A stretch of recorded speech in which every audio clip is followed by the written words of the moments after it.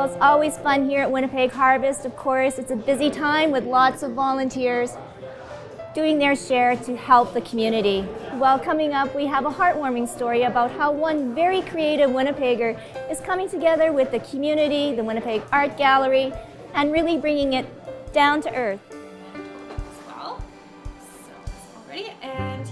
Yoko Chapman is the driving force behind AYOKO Design, a multidisciplinary design studio, and the publisher of A Design magazine.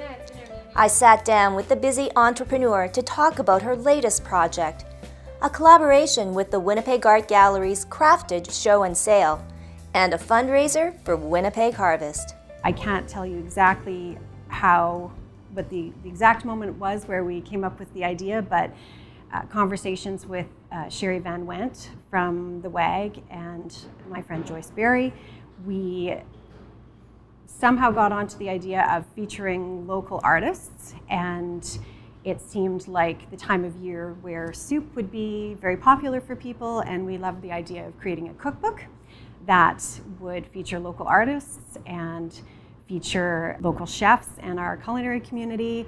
And there are just so many opportunities within this concept that allows us to connect with community. So it really felt like the perfect fit. A perfect fit indeed.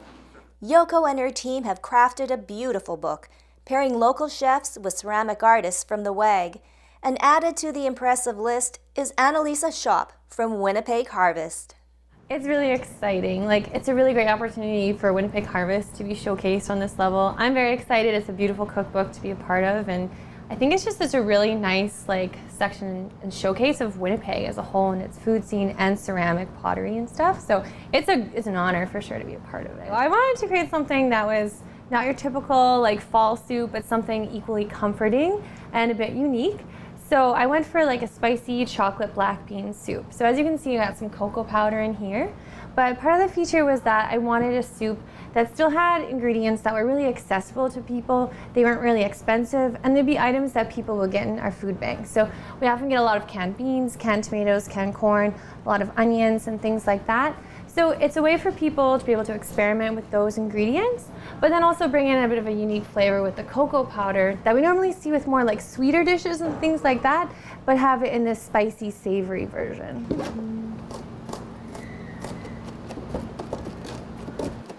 Annalisa Shop is an incredibly inspiring and enthusiastic woman.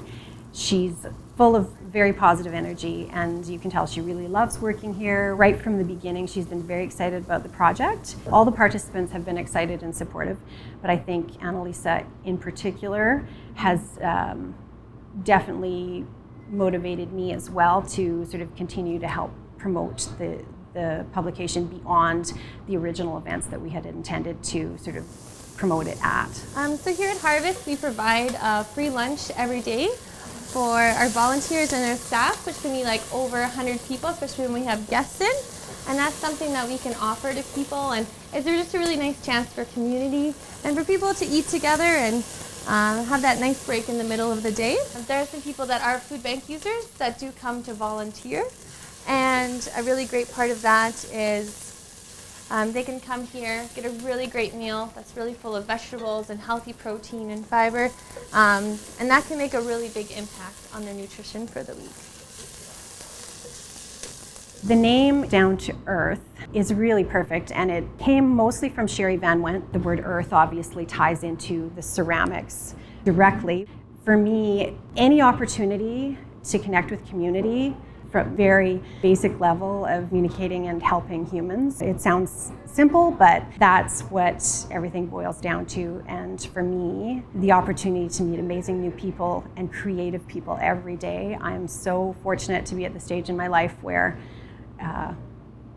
I have unlimited access to creative people in Winnipeg, and it's really easy to make things happen. Annalisa, what was your thoughts on the photo shoot when you saw your soup in the bowl and being a bit of a celebrity? Well, it was, a huge honor. You have people, coming in next to Deer and Almond, or Ben Kramer and things like that, also coming in for the same experience. So to be on the same level as in them in this cookbook is pretty humbling for sure. I've worked in a lot of community kitchens and things like that, and you always kind of consider yourself just, oh, I'm just like the lunch lady, the person working in the kitchen. But, to be able to be part of an experience that's so, like gourmet and like elegant and so well put together as this cookbook is, that's such a great opportunity. Harvest is much more than just a food handout. They have a lot of different training programs here, and potential maybe another woman here from Harvest would like to start her own business. So, in your expertise and experience now, what would you say to them? I would say that it is entirely possible to build something from nothing. I think that whether we realize it or not, we all do have a connection with our community, and it just takes a little thought and creativity and focus to pull all the pieces together.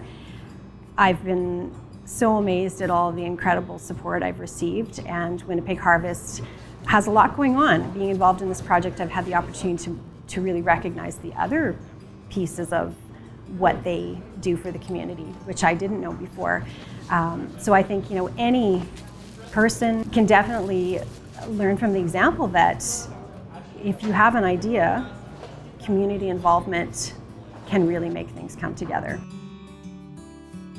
It takes a team, and that's been an amazing direction for me.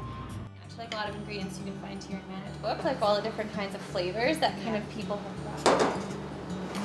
There you go. How is it? Really good. Okay, awesome. It's definitely a meal.